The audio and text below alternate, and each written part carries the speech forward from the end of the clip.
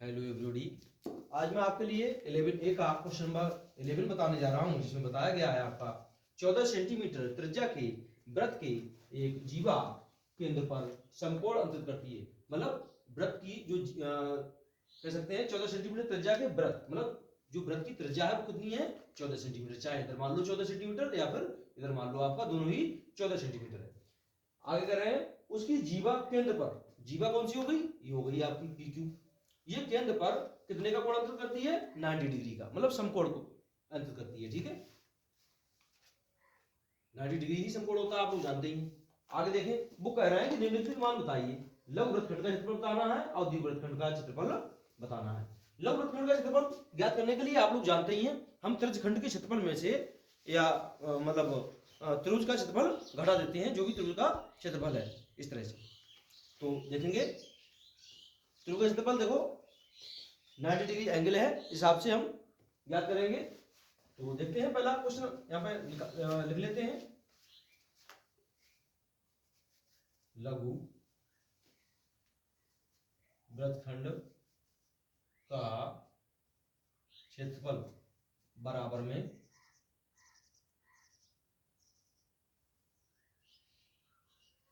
त्रिज्यखंड O P X Q, O P X Q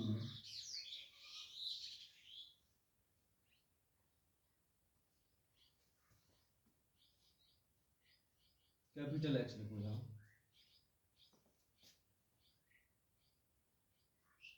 का क्षेत्रफल मानस में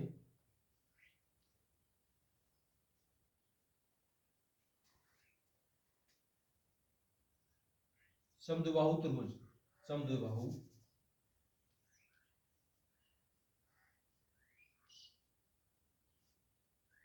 त्रिभुज ओ पी क्यू का क्षेत्रफल।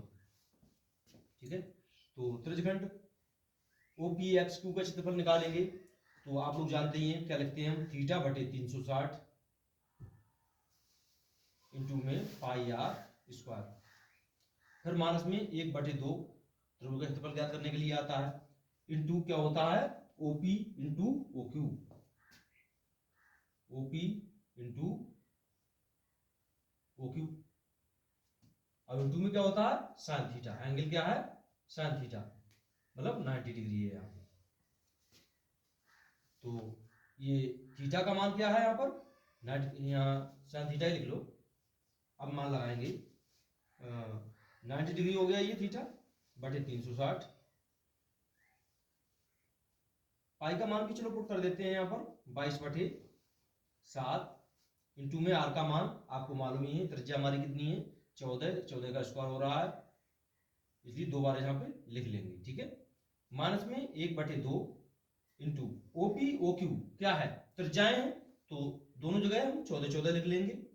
14 और गुणा में 14 इंटू साइन थीटा का जो मान है थीटा का है 90 डिग्री, यहां से लिख देंगे। 9 एकम 9, 9 चौक 36, और यहां आ गया आपका 22 तो ऐसी रहा, इस 7 से इस 14 को भाग कर दिया, तो यहां 7 एकम 7, 7 दूनी 14, ये 14 ऐसी रहा। माइनस 1/2, इसको भी भाग कर देते हैं यहां पर 2 से, तो यहां आ गया 1 एकम 1 इंटू 2 सत्ते 14 इंटू 14 ऐसी रहा। साइन 90 डिग्री का वैल्यू आप लोग जानते ही 1 होता है।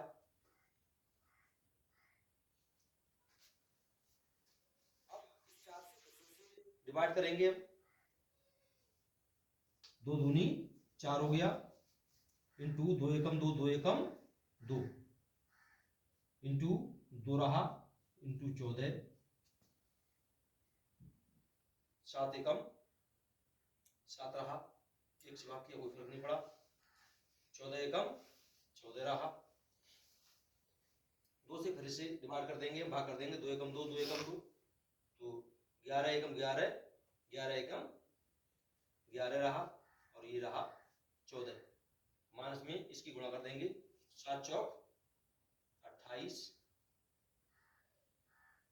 7 एकम 7, 7 और 2 हासिल के हो गए तो 9, 11 से भाग कर देंगे, 11 44 का 4 हासिल लगा 4, 11 11 और 4 15, माइनस में 98 बराबर में घटा दो, 14 में से 8 गए तो आपके 6 बचे, इधर आ गया 4 तो 4 में से 9 जाएंगे नहीं, पूरे 14 है इधर, 14 में से फिर 9 घटा दो, 14 में से जब 9 जाएंगे तो आपका 5 बचेगा, तो 56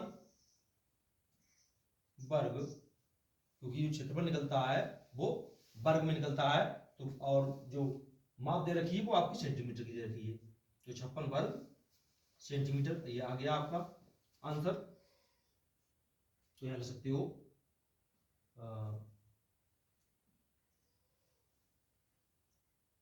लघु वृत्तखंड का क्षेत्रफल 56 वर्ग सेंटीमीटर है, ठीक है, इस तरह से। अब आप दीर्घ वृत्तखंड का क्षेत्रफल निकालेंगे, तो अब लिख लो 2 नंबर सवाल उतारो, दीर्घ वृत्तखंड का क्षेत्रफल, दीर्घ वृत्तखंड के क्षेत्रफल के लिए क्या करेंगे, संपूर्ण जो वृत्तखंड है उसका क्षेत्रफल निकालेंगे, तो उसका क्षेत्रफल क्या होता है, पाई आर स्क्वायर होता है, माइनस में लघु वृत्तखंड का क्षेत्रफल जो भी आया है,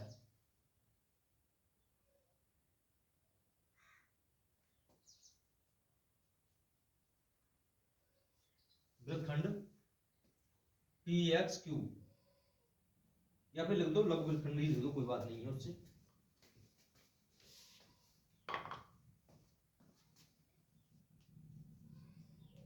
लघु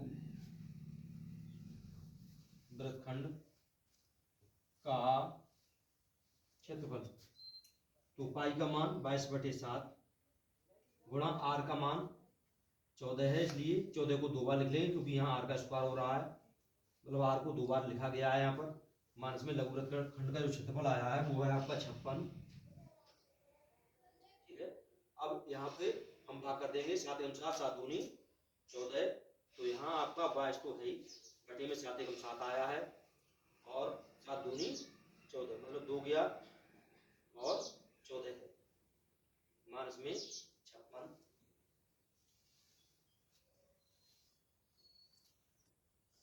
अब यहाँ पर 22 बचा और 2 बचा, इनका मल्टीप्लाई कर लेंगे, तो 2 से करेंगे 2 दूनी 4, फिर से करेंगे 2 दूनी 4, और गुणा में क्या है 14, माइनस में आपका 56 चल रहा है, 14 चौका 56 का 6 हाथ लगा 5, 14 चौका 56, 56 और 5 61, माइनस में 56 चल रहा है, ऐसे देख लो 14 चौका 56 का 6 हाथ लगा 5, 14 चौका 56, 56 और 5 61 होते हैं। अब इसमें से लेस करेंगे, 6 में से 6 गया आपका 0 बचा, 1 में से 5 जाएगा नहीं, इधर से 1 11 हो गए, 11 में से 5 गए, कितने बचे आपके 6, अब यहां रह गया आपका 5, 560,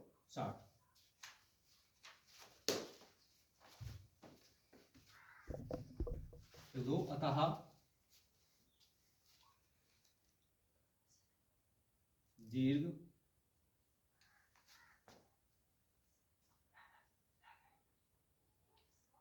वृत्तखंड का क्षेत्रफल 560 वर्ग सेंटीमीटर है, ठीक है। इस तरह से ये आपका सोल्यूशन हो गया। हाँ, तो देखेंगे आपका जो नेक्स्ट क्वेश्चन है वो है 12 नंबर अर्थात 12, जिसमें बताया गया है आकृति में 2 संकेंद्रीय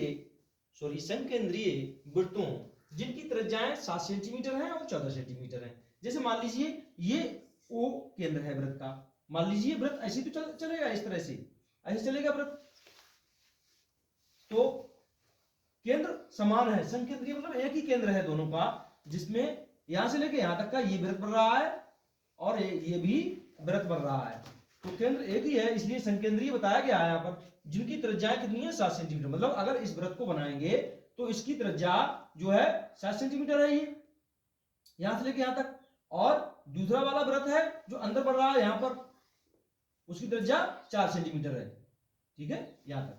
तो कह रहे हैं इनके त्रिज्यखंड दिखाए गए हैं, तो त्रिज्यखंड तो दिखाए गए हैं इनके, देखो यहां से लेके यहां तक ये त्रिज्यखंड बन रहा है और यहां से लेके यहां तक भी ये त्रिज्यखंड बन रहा है।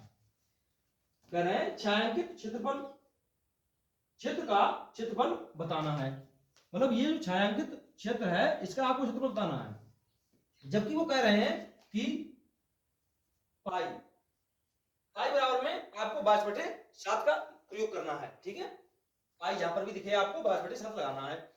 तो यहां पर देखो ज्ञात करने में सरलता है, कोई दिक्कत नहीं है। सबसे पहले आप एक त्रिज्यखंड, ये जो बड़ा वाला त्रिज्यखंड दिया गया है इसका क्षेत्रफल लिख लेंगे और माइनस में कर देंगे जो छोटा वाला त्रिज्यखंड दिया है इसका क्षेत्रफल। तो बड़े त्रिज्यखंड के क्षेत्रफल में से छोटे वाले त्रिज्यखंड के क्षेत्रफल को जब घटाएंगे तो आसानी से आपको छायांकित भाग का क्षेत्रफल मिल जाएगा, ठीक है। तो इस तरह से करते हैं, लिख दो छायांकित भाग का क्षेत्रफल बराबर में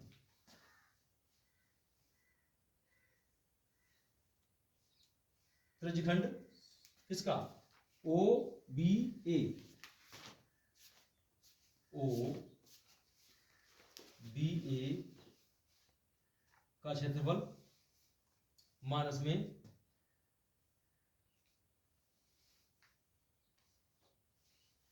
त्रिज्यखंड ओ पी क्यू का क्षेत्रफल,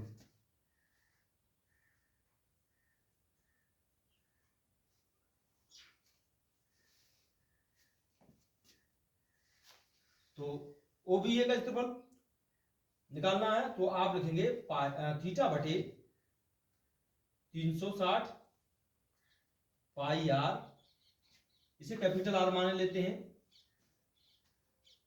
स्क्वायर माइनस में दूसरे को भी थीटा बटे 360 पाई स्मॉल आर मान लेते हैं स्क्वायर। अब मान पुट कर देंगे, थीटा का मान यहां पर एंगल दे रखा है आपको 60 डिग्री है, यहां पर चाहो तो लिख सकते हो थीटा बराबर में 60 डिग्री तथा आर स्मॉल आर बराबर में 4 सेंटीमीटर और कैपिटल आर बराबर में 7 सेंटीमीटर, इस तरह से, ठीक है। तो मान पुट करेंगे, थीटा है आपका, थीटा 60 डिग्री बटे 360 है, पाई का मान वो कह ही रहे हैं 22/7 लगाइए, इंटू कैपिटल आर का मान आपका 7 सेंटीमीटर है, तो यहाँ आर का स्क्वायर है इसलिए 7 × 7 दो बार लिख लेंगे, थीटा आपका 60 डिग्री है ही, 360 डिग्री इंटू पाई का मान 22/7 लगाना है प्रश्नानुसार, और स्मॉल आर का मान 4 सेंटीमीटर है, तो 4 × 4 आप दो बार लिख लेंगे। इसको भाग करेंगे 6 × 6 6 × 36, 1/6 आ गए, और इस 7 से 7 को भाग कर देंगे, 7 × 7 7 × 7, तो ये आ गए 22, 1 × 22 रहा और गुणा में 7 रहा, माइनस में 6 × 6 6 × 36 हो गए, गुणा इससे से भाग कर नहीं सकते तो इसका मल्टीप्लाई करेंगे बाद में, पहले ऐसे लिख लो,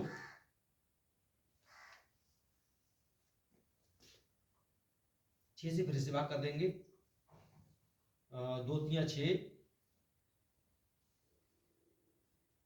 और 2 × 2 2 × 2, मतलब 1/3 आ गया कुल मिलाकर यहाँ, और यहाँ आ गया 11 गुणा में 7, माइनस इससे भी से भाग कर देंगे, तो 2 × 3 6 3 आ गया, और 2 × 2 2 × 2 बटे 7, गुणा 4 चौक 16।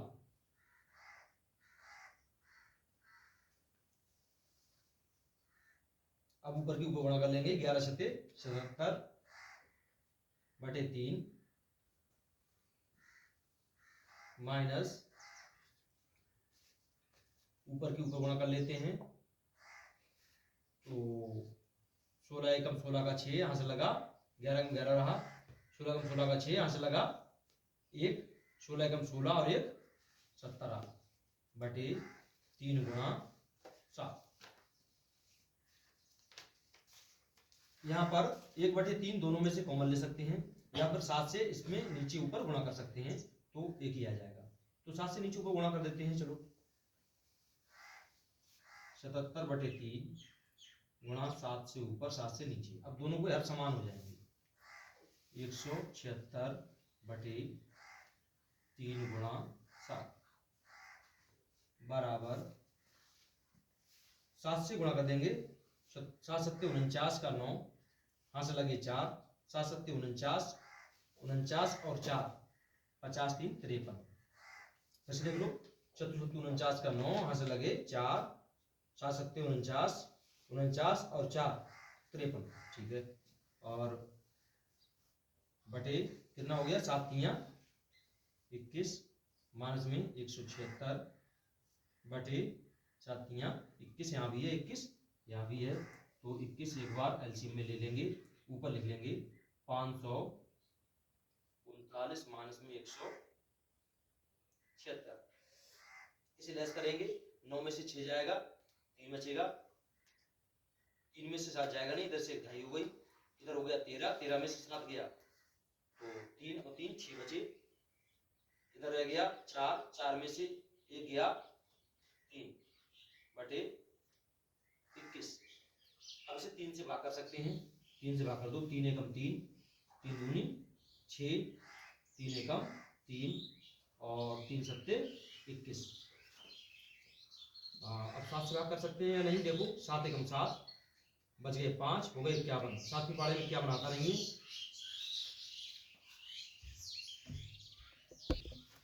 हाँ तो इसे काटना संभव नहीं है, तो भाग कर देते हैं सीधे सीधे इसको। 7 एकम 7, 12 में से 7 गए, आपके 5 बचे, हो गए 51, 7 49, 51 में से 49 गए, बचे 2, लगाया पॉइंट, हो गए 20, 7 दूनी 14, 7 की 21 तो ज्यादा हो जाएंगे, 7 दूनी 14, 20 में से 14 गए, आपके बचे 6, हो गए 60, 7 अट्ठे 56, 60 में से 56 गए, बचे 4, हो गए 40, तो 7 पंजे 35, ऐसे कर सकते हैं, ठीक है। तो ये आ गया वर्ग सेंटीमीटर में आपका। वर्ग सेंटीमीटर, या तो ये मान लो, या 5 को 1 मान ले, इसमें 1 जोड़ दें, 17.29 वर्ग सेंटीमीटर, या फिर केवल 2 पॉइंट तक हल करेंगे, तीसरे तक नहीं हल करेंगे, तो आंसर और भी आ सकता है आपका 17.28 वर्ग सेंटीमीटर, ऐसे भी ले सकते हैं। ये आपका छायांकित भाग का क्षेत्रफल इस तरह से आ गया, ठीक है।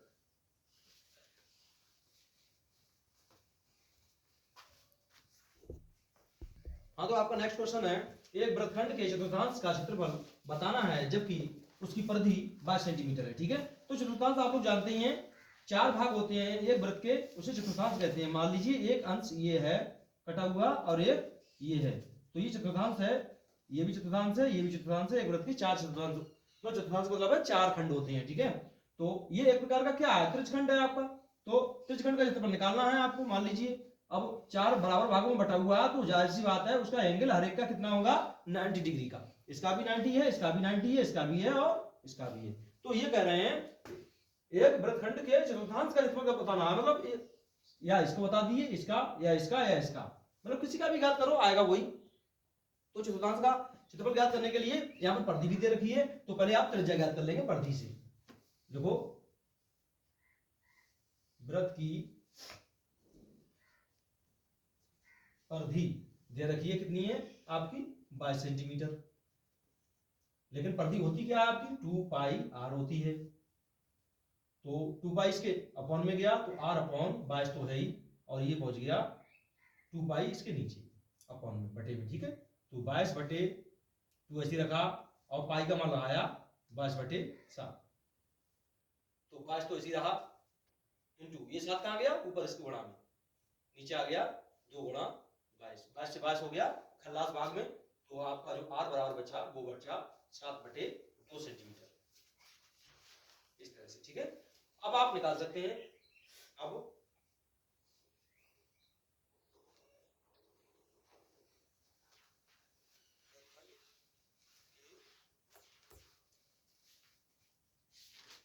चतुर्थांश का क्षेत्रफल, वृत्तखंड के चतुर्थांश का क्षेत्रफल का मतलब क्या हुआ, चतुर्थखंड का क्षेत्रफल। तो थीटा बटे 360 तो होता ही है फॉर्मूले में, और पाई r स्क्वायर भी होता है आपका। तो थीटा यहाँ पर 90 डिग्री है आपका, अपॉन में 360, और पाई का मान आप जानते ही हैं 22 बटे 7 होता है। r का मान आपको यहाँ पर लगाना है 7 बटा 2, तो 7 बटा 2 या स्क्वायर हो रहा है, 2 बार इसको लिख लेंगे, ठीक है। अब यहाँ पर 9 एकम 9, 9 चौक 36, 1 बटे 4 आ गया, और 7 से 7 खल्लास कर दिया भाग में हमने, तो मिला हमको 22 बटे 7 एकम 7, ऊपर 7 एकम 7 बटे 2 गुणा में 7 बटे 2। अब इससे हम इसे भाग कर देंगे, तो क्या हो गया 2 दूनी 4, 2 एकम 2, 2 एकम 2, 1 इंटू में 1 बटे 2 गुणा 7 बटे 2। अब ऊपर की ऊपर गुणा कर लेंगे, नीचे की नीचे, 7 एकम 7, 11 सत्ती 77, 77 एकम 77, और 2 एकम 2, 2 दूनी 4, 4 दूनी 8, ये निकला वर्ग सेंटीमीटर में, वर्ग सेंटीमीटर। अतः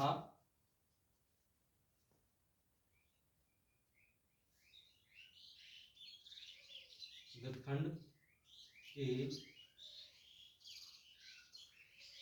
चतुर्थांश का क्षेत्रफल 77 बटे 8 वर्ग सेंटीमीटर है, ठीक है। इस तरह से ये आपका सलूशन है। बाकी मिलते हैं नेक्स्ट वीडियो में। तो thank you for watching video, please subscribe my YouTube channel, और बेल आइकन को तो जरूर प्रेस करेंगे, और साथ में वीडियो को ज़्यादा से ज़्यादा अपने मित्रों साथियों के साथ और रिश्तेदारों के साथ शेयर करें, लाइक और सब्सक्राइब करें। Thank you.